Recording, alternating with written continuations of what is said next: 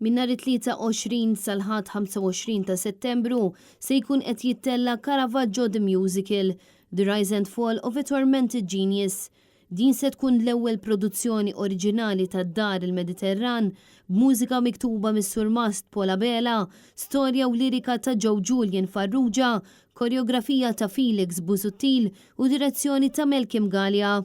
Caravaggio the Musical, The Rise and Fall of a Tormented Genius huwa musical oriġinali ġdid li jirrakkonta l-istorja tal-artist rinaxximentali Michelangelo Merisi, magħruf aħjar bħala Caravaggio. Dan il-pittur kiseb fama kbira kemm għal kapolavuri tiegħu fl-istil chiaroscuro kif ukoll għal personalità vjolenti tiegħu. Caravaggio huwa wieħed mill-aktar artisti magħrufin fid-dinja u l-aktar xogħol importanti tiegħu huwa l-qtuħ ir-ras ta' San Juan li jinsab fil-konkatedral ta' San Juan fil-qalba tal-Belt Valletta li jitqies bħala teżor dinji imprezzabbli. Imwielet qrib Milan fl-1571, id-drama u l-kontrasti li wieħed isib fil-pitturi tiegħu jistgħu jitqablu sew mal-ħajja kolorita tiegħu.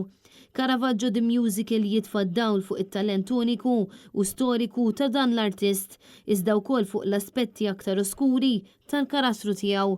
Il-karattru ta' Caravaggio se jkun interpretat mill-atturi bbażat f'Londra Cameron Walker Poe li ġijiex fi gżiritna għal dawn l-aħħar ftit ġimgħat.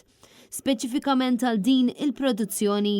Il-kast jinkludi wkoll uħud mill-aqwa vuċijiet bħal Roger Tirazona, Lawrence Gray u Neville Ruffalo, fil-waqt li talenti bħal Talitha Dimek, Katerina Fenech, Ryan Grech, Louis Cassar u Bettina Zammit jikkompletaw il-kast. Dan l-ispettaklu ta' dawl sfin u mużika għandu xenarju inkredibbli diżinjat minn Romualdo Moretti u kostumi ta' Giulia Orsi.